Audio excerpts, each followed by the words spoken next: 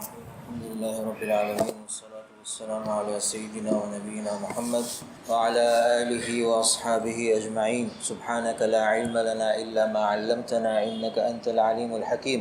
رب اشرح لي صدري ويسر لي أمري واحلل عقدة من لساني يفقه قولي وقل رب زدني علما. اللهم علمنا ما ينفعنا وانفعنا بما علمتنا وزدنا علما. اللهم لا سهل إلا ما جعلته سهلا وأنت تجعل الحزن إذا شئت سهلا. اما بعد. سورہ بلد میں اللہ تعالیٰ نے 3 چیزوں کی قسم کھائی شروع میں. ایک تو مکہ مکرمہ کی قسم کھائی، لا اقسم بهذا البلد، میں قسم کھاتا ہوں اس شہر کی، اس سے مراد مکہ مکرمہ. اور دوسری اور تیسری چیز جس کی قسم کھائی اللہ تعالیٰ نے وہ ہے ووالد وما ولد. والد یعنی باپ، وما ولد اور اس کی اولاد. تو والد اور اولاد یہ دونوں کی قسم اللہ تعالیٰ نے سورہ بلد میں کھائی. اس طرح سے 3 چیزوں کے اللہ تعالیٰ نے شروع میں قسم کھائی. بیچ میں ایک آیت آ رہی ہے وَأَنْتَ حِلٌّ بِهَذَا الْبَلَدِ. اب یہ آیت جو ہے اس کا تعلق قسم سے ہے یا ایک الگ بات ہے؟ تو بعض مفسرین فرماتے ہیں کہ یہ جملہ حالیہ ہے اور اس کے شروع میں جو واو ہے وہ واو حال ہے. یعنی ترجمہ یوں کیا جائے گا، میں قسم کھاتا ہوں مکہ مکرمہ کی جب کہ آپ مکہ مکرمہ میں قیام پذیر ہیں، مقیم ہیں. یعنی گویا کہ مکہ مکرمہ کی فضیلت اور اس کے شرف میں اضافہ ہوا آپ کے قیام کی وجہ سے، آپ کے وجود سے، آپ علیہ الصلاۃ والسلام. اس طرح سے جملہ حالیہ ہوگا. اور بعض علماء فرماتے ہیں کہ یہ مستقل جملہ ہے اور واو عاطفہ ہے، ایک بات کو دوسری بات پر عطف کرنے کے لیے آیا ہے. تو یہ الگ سے جملہ ہے تو اس کا کیا معنی ہے؟ تو فرمایا کہ یہاں پر حلٌ کے معنی ہے آپ حلال ہوں گے، آپ کے لیے قتال کرنا حلال کیا جائے گا. گویا کہ وَأَنْتَ حِلٌّ بِهَذَا الْبَلَدِ میں اللہ تعالیٰ نے آپ کو ایک خوشخبری سنائی کہ عن قریب آپ کو فاتحانہ طور پر مکہ مکرمہ میں داخل کیا جائے گا اور آپ کے لیے اس دن ان لوگوں کے ساتھ قتال کرنا جائز قرار دیا جائے گا جو آپ کو آج تکلیف دے رہے ہیں. گویا کہ اس سے اشارہ بھی ہوگا کہ آپ تکلیفوں میں ہیں، لیکن عن قریب یہ تکلیفیں دور ہو جائے گی اور آپ فاتحانہ طور پر مکہ مکرمہ میں داخل ہوں گے. تو اس طرح سے الگ سے ایک بشارت اور خوشخبری گویا کہ آپ صلی اللہ علیہ وسلم کو دی جا رہی. گویا کہ قسم مکہ مکرمہ کی اور آپ اس میں عن قریب حلال ہوں گے، یعنی آپ کے لیے قتال کرنا حلال کیا جائے گا.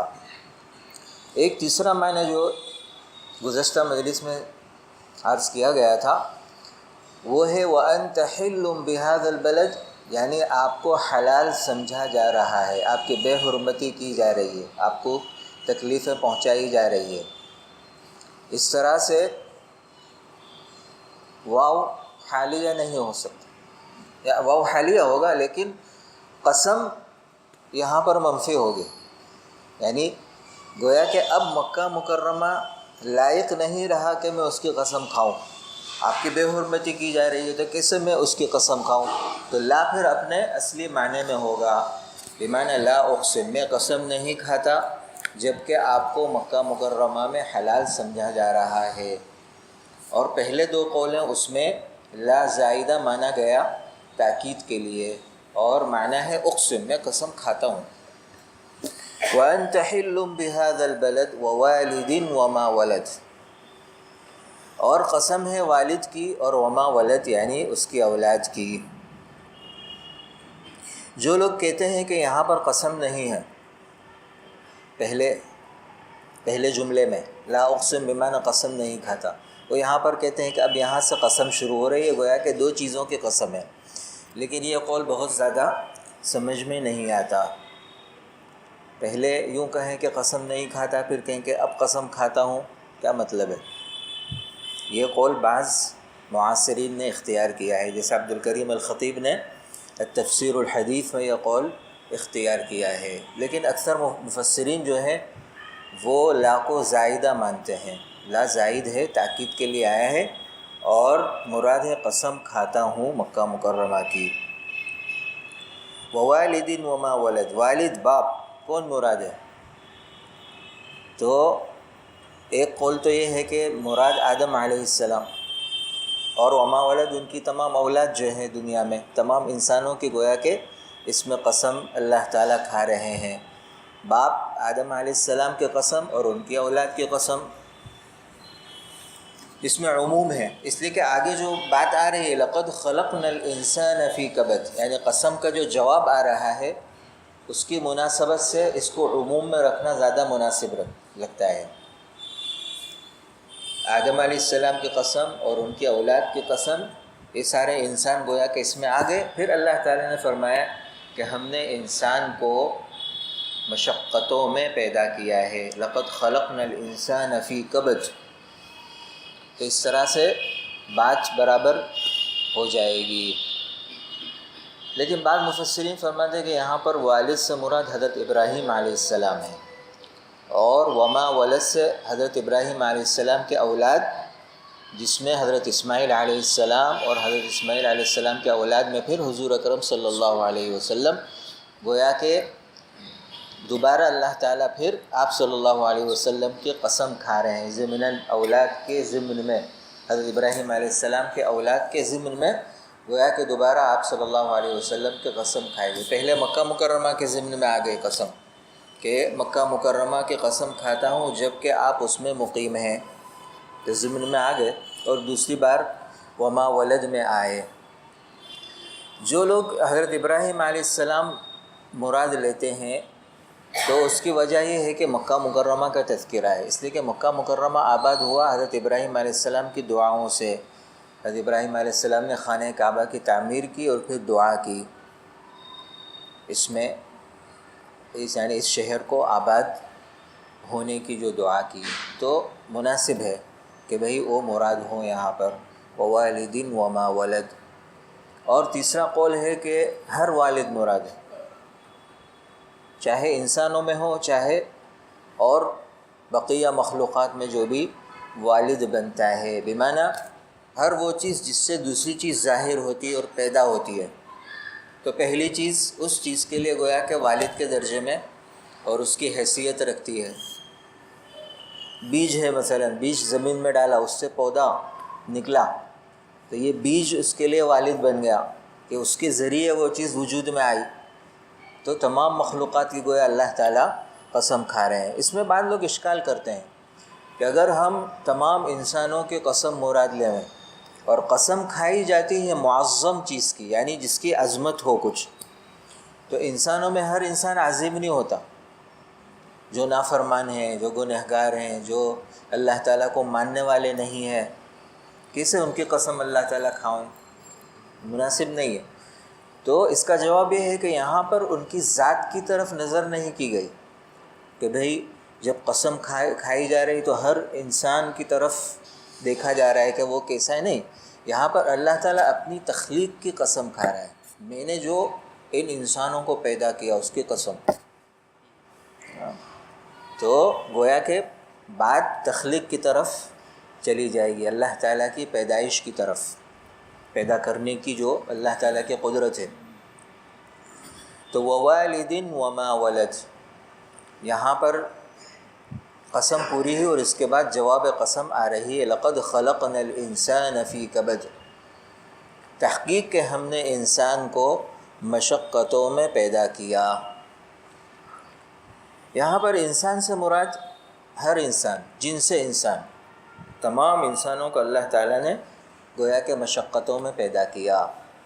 اور بعض مفسرین فرماتے ہیں کہ یہ سورت جب نازل ہوئی تو اس وقت جو شخص مراد ہے وہ یہاں پر انسان سے مراد ہے۔ تو بعض لوگوں نے کہا کہ اس سے مراد ابو الاشد اسید ابن کلدہ جمحی مراد ہے۔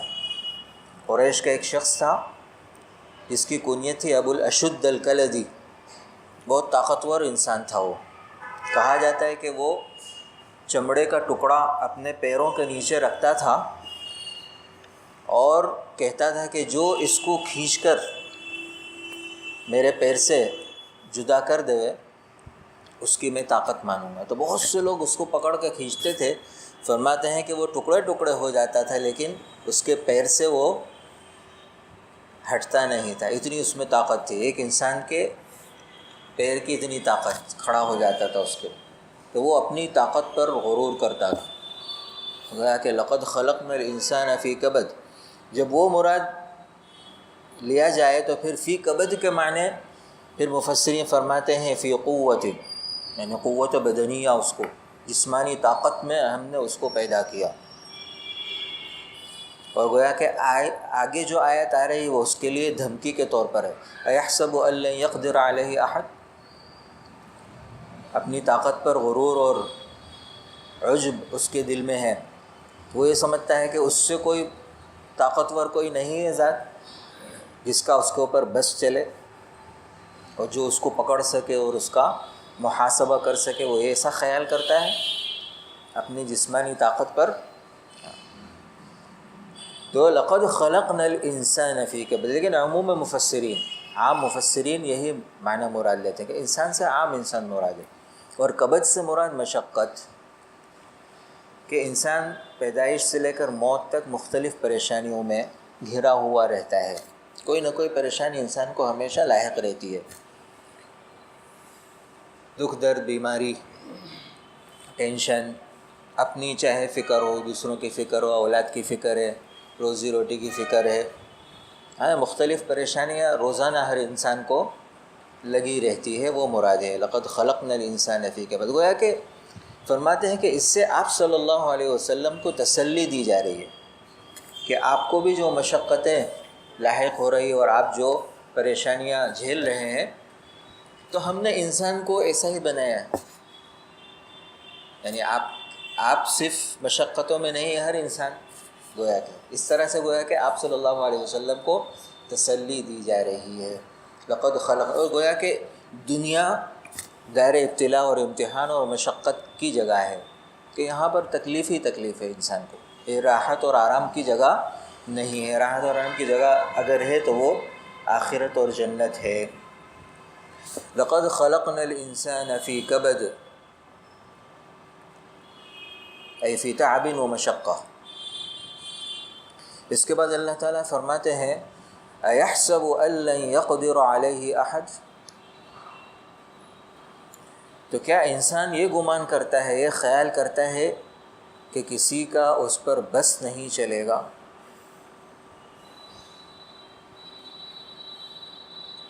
اور دوسری بات یوں بھی وہ کہتا ہے یقول اہلکت مالا لبدا,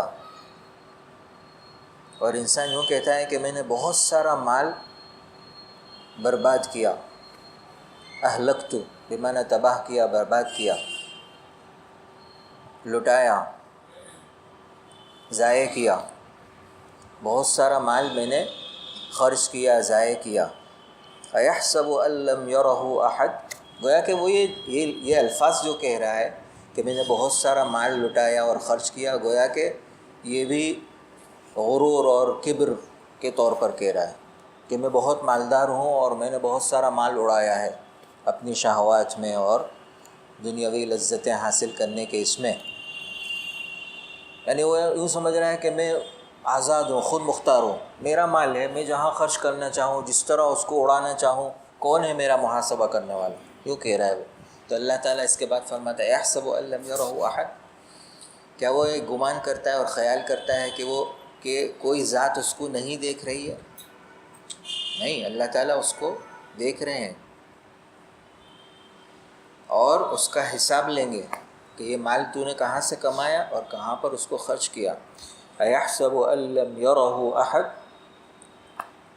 حضرت تھانوی رحمۃ اللہ تعالیٰ علیہ فرماتے ہیں کہ اس صورت کا مضمون ہے, اصل مضمون جو ہے یا جو پیغام اللہ تعالیٰ اس صورت کے ذریعے ہم کو دینا چاہتے ہیں وہ طاعتوں کی ترغیب, یعنی نیک اعمال کی طرف رغبت دلانا اور برے اعمال سے روکنا اور اس کی نفرت دلانا. تو اللہ تعالیٰ نے اعمال کی ترغیب دلانے کے لیے سب سے پہلے تو محن کا تذکرہ کیا، یعنی انسان جو مصیبتوں اور پریشانیوں میں واقع ہے، کہ ہو سکتا ہے انسان جب یوں سوچے کہ میں تو بڑی پریشانیوں میں ہے، تو وہ یوں سوچے کہ میرا بس نہیں چل رہا ہے، میں کچھ ان پریشانیوں سے نکل نہیں سکتا ہوں، تو وہ متوجہ ہوگا اس ذات کی طرف جو اس کو ان محنتوں اور پریشانیوں سے نجات دلائے گی، یعنی اس کی اطاعت اور اس کی فرما برداری اختیار کرے۔ تو محنتوں سے اللہ تعالیٰ اپنی اطاعت کی طرف اس کو متوجہ کرنا چاہتے ہیں۔ ایک طریقہ تو اللہ تعالیٰ نے یہ اختیار کیا، اپنی اطاعت کی طرف متوجہ کرنے کے لیے پہلے اس کو یہ یاد دلایا کہ تو پریشانیوں میں گھرا ہوا ہے اور تو محسوس کر رہا ہے کہ میں اس سے نکل نہیں پا رہا ہوں، تو کیا طریقہ ہے اس کا نکلنے کا؟ تو اس ذات کی طرف متوجہ ہو جو تجھ کو ان پریشانیوں سے نجات دلائے گی۔ دوسرا طریقہ اللہ تعالیٰ نے اپنی نعمتوں کو گنا کر اس کو متوجہ کیا۔ اس کے بعد اللہ تعالیٰ فرماتا ہے الم نجعل لہ عینین، اب یہ منن، پہلے محن پھر منن، یعنی اپنی نعمتیں گنا کر اللہ تعالیٰ انسان کو اپنی طرف متوجہ کر رہا ہے۔ اللہ تعالیٰ فرماتے ہیں الم نجعل لہ عینین، کیا ہم نے اس کے لیے دو آنکھیں نہیں بنائیں، ولسانا، اور ایک زبان، اور شفتین، اور دو ہونٹ۔ تین نعمتوں کا اللہ تعالیٰ نے یہاں پر تذکرہ کیا۔ حالانکہ بہت ساری نعمتیں اللہ تعالیٰ نے ہم کو اعضاء کی شکل میں بھی عطا کی ہے، اور دوسری بے شمار نعمتوں سے اللہ تعالیٰ نے ہم کو نوازا، لیکن یہاں پر صرف تین نعمتیں ذکر کی۔ اگر اس میں ہم غور کریں تو اس کے ضمن میں بہت ساری نعمتیں اس میں داخل ہو جاتی ہے۔ فرمایا کہ آنکھ ایک ایسی چیز ہے جس سے عالم خارجی جو ہے، یعنی ہمارے جسم سے باہر جتنا عالم ہے، جتنی کائنات ہے، اس کا ہم مشاہدہ کر سکتے ہیں، دیکھ سکتے ہیں۔ جس کی آنکھ نہیں وہ محروم ہو رہتا ہے، پورے عالم سے وہ اس کو دیکھنے سے اور اس کا مشاہدہ کرنے سے وہ محروم رہتا ہے۔ ایک آنکھ کتنی بڑی نعمت ہے، تو اس کا تذکرہ کیا۔ اور اس کے بعد آتی ہے زبان اور ہونٹ، اعضائے نطق، گویا کہ جس سے انسان بولتا ہے اور اپنے ما فی الضمیر کو اظہار کرتا ہے۔ تو اندرون، انسان کے اندرون کا جو کچھ ہے اس کو ظاہر کرنے کے لیے اللہ تعالیٰ نے اس کو زبان عطا کی۔ یہ بھی بہت بڑی نعمت ہے، جس کو اللہ تعالیٰ نے یہ نعمت عطا نہیں کی، وہ اپنے اندر کی کوئی چیز کو ظاہر نہیں کر سکتا ہے۔ الم نجعل لہ عینین ولسانا وشفتین، تو دو نعمتیں یہ ہوئی۔ اور تیسری نعمت جو اللہ تعالیٰ نے انسان کو عطا کی، جو انسان کو تمام مخلوقات سے ممتاز کرتی ہے، وہ ہے عقل اور فکر۔ وَهَدَيْنَاهُ النَّجْدَيْنِ، اور اس کو دونوں راستے ہم نے بتائے، اس کی ہدایت دی، اس کی رہنمائی کی۔ وَهَدَيْنَاهُ النَّجْدَيْنِ أي طریقی الخیر والشر، خیر اور شر دونوں کے راستے ہم نے اس کو بتا دیے، اس کی اچھی طرح رہنمائی کر دی، بالکل واضح طور پر اس کو سمجھا دیے کہ یہ صحیح راستہ ہے اور یہ غلط راستہ ہے۔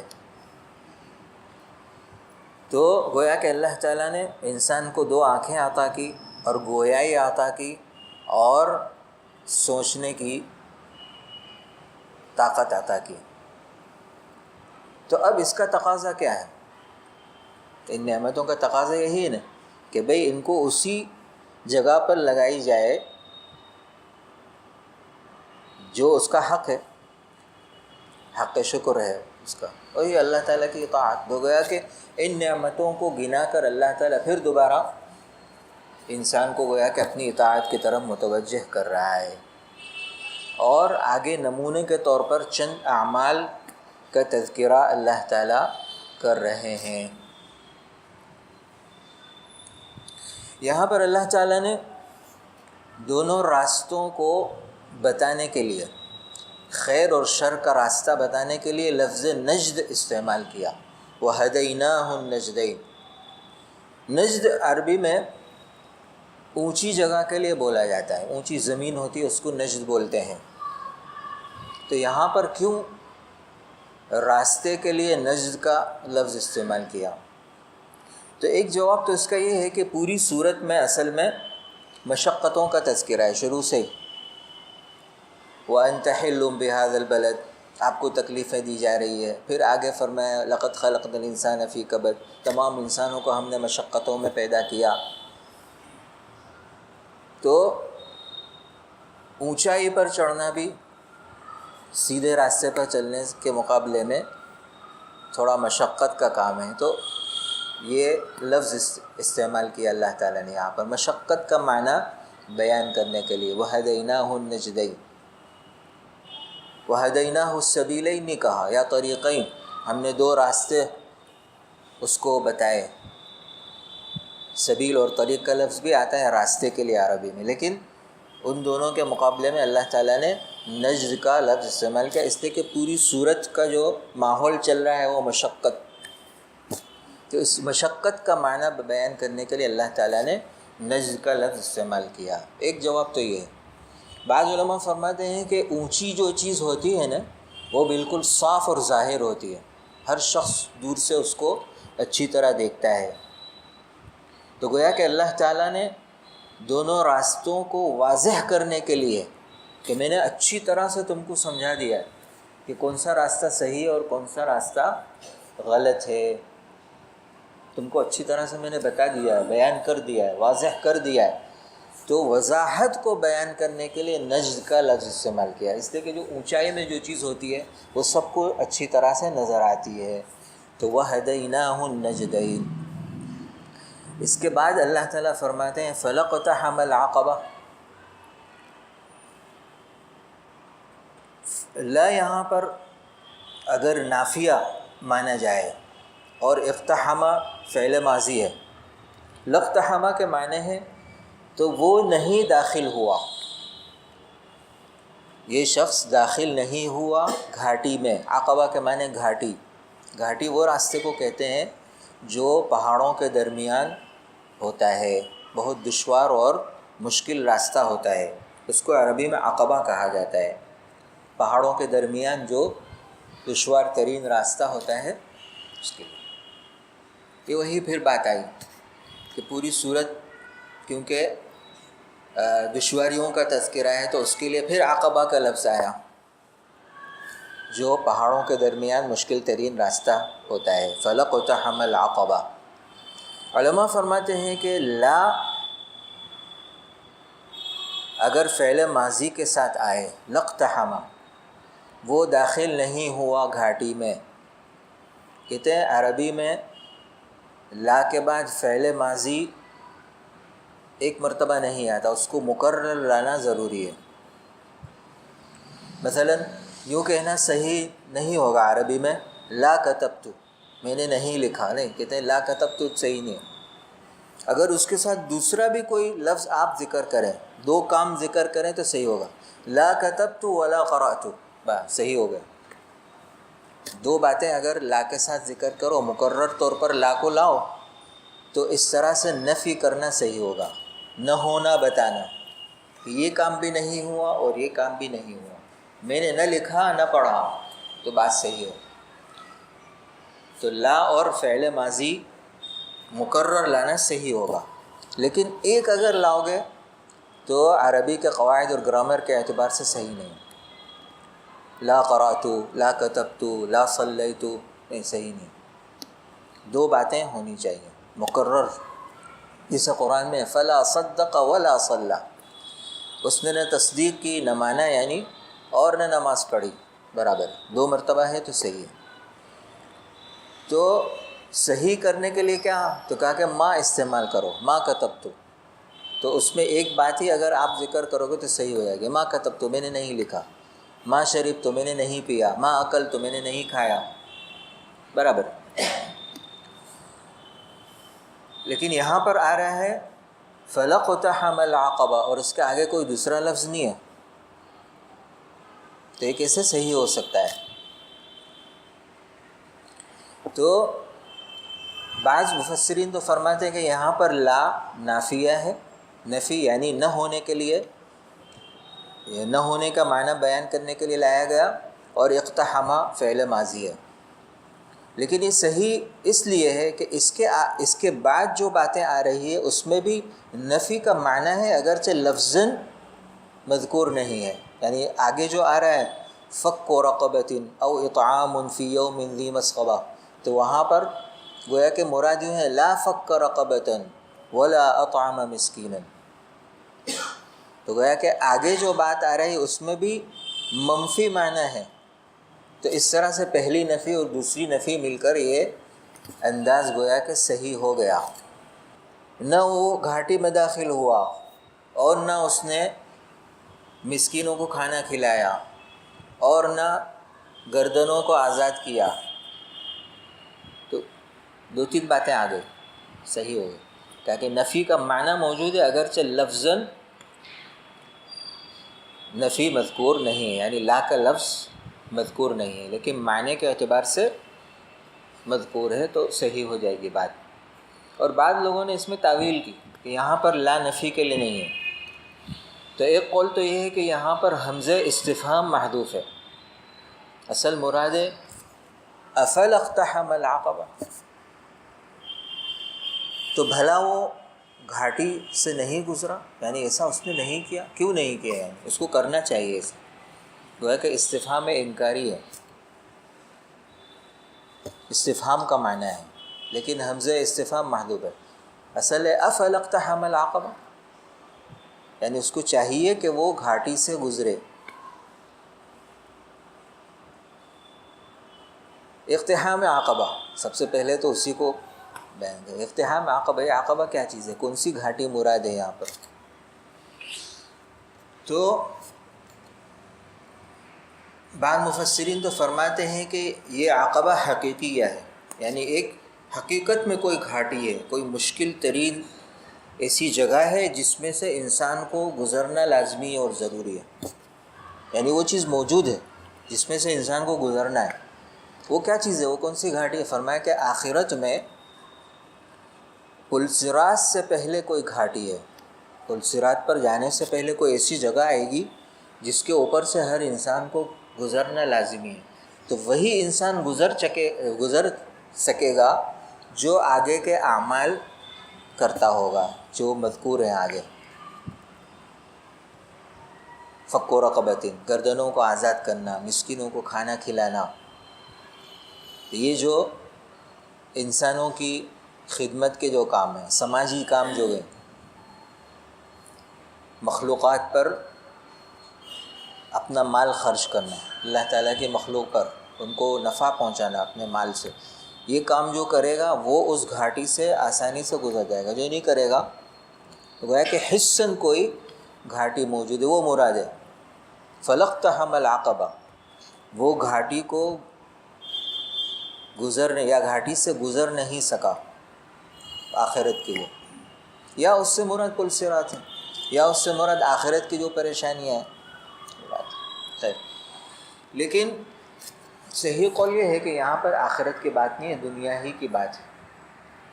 دنیا ہی میں گھاٹی سے گزرنا مراد ہے، اور گھاٹی سے مراد مشکل ترین کام، ایسے کام جو انسان کے نفس پر شاق ہوتے ہیں، بھاری ہوتے ہیں، ہر انسان اس کو آسانی سے کر نہیں پاتا، وہ مراد ہے.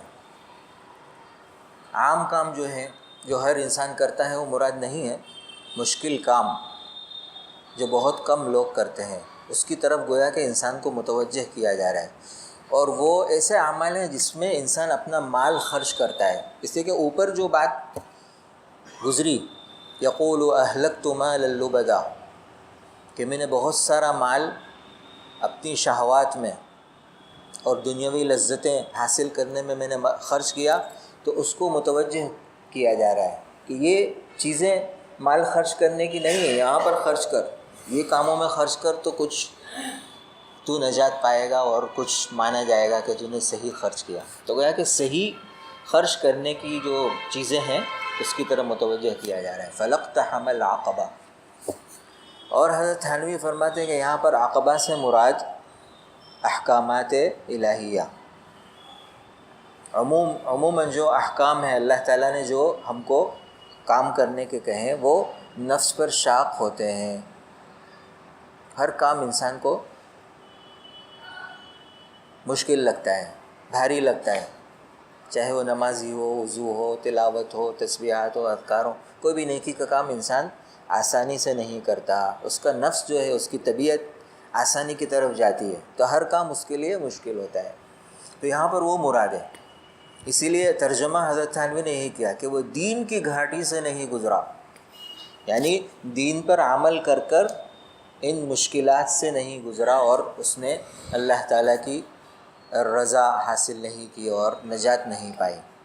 فَلَقْتَحَمَ الْعَقَبَةَ، اور اقتحام کا جو لفظ ہے، اقتحام، وہ بھی مشقت کے کام میں اپنے نفس کو ڈالنے کے لیے استعمال کیا جاتا ہے۔ اقتحام خاص کر جنگ اور لڑائی میں انسان جب اپنے نفس کو جھونکتا ہے اور اس میں اپنا آپ کو داخل کرتا ہے تو اس میں اقتحم جیش العدو، دشمنوں کے لشکر میں وہ گھس گیا، اس نے گویا کہ اپنی جان کو اس میں ڈال دیا، پھینک دیا۔ اقتحام یہ آسان کام ہے، جو کھانا پینا ہے اس کے لیے اقتحام کا لفظ نہیں آتا۔ تو پھر وہی بات آئے گی کہ پوری صورت کیونکہ اسی طرف جا رہی ہے یا اسی چیز کو ظاہر کر رہی ہے، پریشانیوں کو اور مشکلات کو، تو اس کے لیے اقتحام کا لفظ آیا، فَلَقْتَحَمَ الْعَقَبَةَ۔ اور بعض علماء یہ بھی فرماتے ہیں کہ نجدین کا تذکرہ آیا، وَهَدَيْنَاهُ النَّجْدَيْنِ، کہ ہم نے اس کو خیر اور شر کا راستہ اچھی طرح سے واضح کر دیا اس کے لیے۔ وہاں پر لفظ نجد آیا اور فرمایا کہ عقبہ عربی میں بھی اس گھاٹی کے لیے بولا جاتا ہے جو اونچائی میں آتا ہے، پہاڑوں کے درمیان کوئی ایسا مشکل ترین راستہ ہو، اس کو عرب عقبہ بولتے ہیں۔ تو گویا کہ نجد کی مناسبت سے لفظ عقبہ آیا۔ خیر جو بھی معنی ہو، چاہے اس سے مراد مشقت اخروی مراد لیا جاوے، آخرت کی مشقتوں سے وہ نجات اس نے نہیں پائی، یعنی گویا کہ ایسے اعمال اس نے نہیں کیے جس سے اس کو آخرت میں نجات ملے، یا اس سے مراد دنیاوی مشقتیں مراد ہوں، وہ اعمال جو انسان کو گرا گزرتے ہیں اور نفس پر بھاری پڑتے ہیں، اس نے وہ نہیں کیے، یا اس سے مراد عموماً احکامات الہیہ مراد ہو، جو بھی مراد ہو۔ تو فَلَقْتَحَمَ الْعَقَبَةَ، کہ اس نے مشکل ترین گھاٹی نہیں گزاری، اس سے گزر کر آگے نہیں بڑھا۔ فَلَقْتَحَمَ الْعَقَبَةَ، اس کے بعد اللہ تعالیٰ فرماتے ہیں وَمَا أَدْرَاكَ مَا الْعَقَبَةُ۔ بات چل رہی تھی لا کے اوپر کہ یہاں پر اگر لا نافیہ لیا جاوے تو فعل ماضی کو مقرر لانا ضروری ہے، لیکن بعض علماء نے لا کو دوسرے معنی کی طرف موڑ دیا۔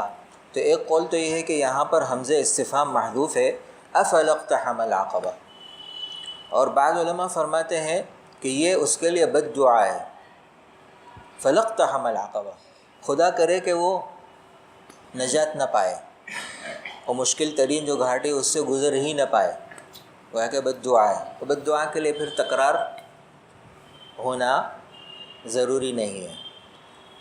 اور بعض علماء نے فرمایا کہ لا بمعنی حلا، امام سیوطی نے جلالہ میں یہ قول اختیار کیا، حلا گویا کہ تحزیز اور ترغیب کے لیے آتا ہے، اس کو چاہیے کہ وہ اس طرح کے مشکل ترین کام کر کر اپنے لیے نجات کا راستہ تلاش کرے۔ فَهَلْ اقْتَحَمَ الْعَقَبَةَ، لیکن لغت کے اعتبار سے بہت زیادہ یہ قول صحیح نہیں، اگرچہ امام سیوطی نے اس کو اختیار کیا ہے۔ حضرت تھانوی نے اس پر نوٹ لکھا ہے بیان القرآن میں کہ یہ معنی بہت زیادہ صحیح نہیں ہے، حلا بمعنی تحذیر اور ترغیب۔ وما ادراک ما العقبہ، اور آپ کو کیا معلوم کہ وہ مشکل ترین گھاٹی کیا چیز ہے۔ پھر اس کی تفسیر اور تفصیل اللہ تعالیٰ نے بیان کی، فک رقبۃ، گردنوں کو آزاد کرنا، بمعنی غلاموں کو چھڑانا، او اطعام فی یوم ذی مسغبہ، یا بھوک کے اور فاقے کے دن میں لوگوں کو کھانا کھلانا، 2 کام اللہ تعالیٰ نے یہاں پر ذکر کیے ہیں۔ علماء فرماتے ہیں کہ یہاں پر پہلی آیت میں تو ہے فَلَقْتَحَمَ الْعَقَبَةَ، کہ وہ گھاٹی سے نہیں گزرا۔ پھر دوسری آیت میں فرمایا کہ آپ کو کیا معلوم کہ وہ گھاٹی کیا ہے، پھر گھاٹی کی تفصیل بیان کی فک و رقبہ۔ تو بھئی فک و رقبہ گھاٹی نہیں ہے، گھاٹی سے گزرنے کا عمل ہے ضرور، یعنی اقتحام عقبہ ہے، وہ نفس عقبہ نہیں ہے، اقتحام عقبہ یعنی عقبہ سے گزرنے کا عمل فک و رقبہ، نہ کہ نفس عقبہ۔ اس لیے علماء فرماتے ہیں کہ وما ادراک ما العقبہ میں مضاف محذوف ہے، یعنی مراد ہے وما ادراک ما اقتحام العقبہ، اور آپ کو کیا معلوم کہ گھاٹی سے گزرنے کا عمل کیا ہے، یا گھاٹی کو کس طرح گزارنا، اس سے کس طرح گزرنا۔ پھر اللہ نے فرمایا کہ اگر جاننا چاہتے ہو کہ مشکل ترین گھاٹی سے کس طرح گزرا جاتا ہے تو یہ اعمال اختیار کرو، تو اس طرح سے گویا کہ بات صحیح ہو جائے گی۔ فَلَقْتَحَمَ الْعَقَبَةَ وَمَا أَدْرَاكَ مَا الْعَقَبَةُ، اور مشکل ترین گھاٹی کیا ہے اس کی تفصیل آگے اللہ تعالیٰ نے بیان فرمائی۔ حضرت تھانوی فرماتے ہیں کہ اگر عقبہ کی تفسیر احکامات الہیہ سے کی جائے، عقبہ یعنی مشکل ترین کام، تو پھر اس میں مضاف مقدر ماننے کی ضرورت نہیں۔ وما ادراک ما العقبہ، اور مشکل ترین چیز کیا ہے، فک و رقب، سیدھے سیدھے یہ اعمال مشکل ہوتے ہیں۔ اس لیے کہ اگر غور کیا جائے غلاموں کو آزاد کرنا، اس میں خود انسان کا کوئی فائدہ نہیں ہے۔ بے غلامی میں رکھنے میں تو فائدہ ہے کہ میری خدمت میں رہے، میری خدمت کیا کرے، وہ تو فائدہ ہے، لیکن اس کو آزاد کر دینا تو گیا، اپنے کام کا نہیں رہا، تو وہ انسان اس کی طرف متوجہ نہیں ہوتا کہ ایسی چیز میں پیسہ لگاؤں، ایسے کام میں پیسہ لگاؤں جس سے ڈائریکٹ مجھے کوئی فائدہ نہیں ہو رہا، میں تو اس کو چھڑا رہا ہوں، آزاد کر رہا ہوں۔ تو یہ اس کی وجہ سے گویا کہ انسان کے اوپر شاق ہوتا ہے۔ اور اطعام فی یوم ذی مسغبہ، عام لوگوں پر گویا کہ فقر و فاقے کی حالت طاری ہو، کسی وجہ سے حالات ایسے ہوں کہ بہت سارے لوگ بھوکے ہوں، تو فرمایا کہ اس دن تو انسان کو اپنی فکر لاحق ہوتی کہ میرا کیا ہوگا، میں اگر دوسروں کی فکر میں لگ جاؤں گا، میرا مال دوسروں پر خرچ کر دوں گا تو پھر میرے کھانے کی کیا۔ تو یہ اس کی وجہ سے گویا کہ وہ بھی انسان کو بھاری پڑتا ہے کہ میں اپنی فکر کروں۔ واللہ اعلم بالصواب وعلمہ اتم واحکم۔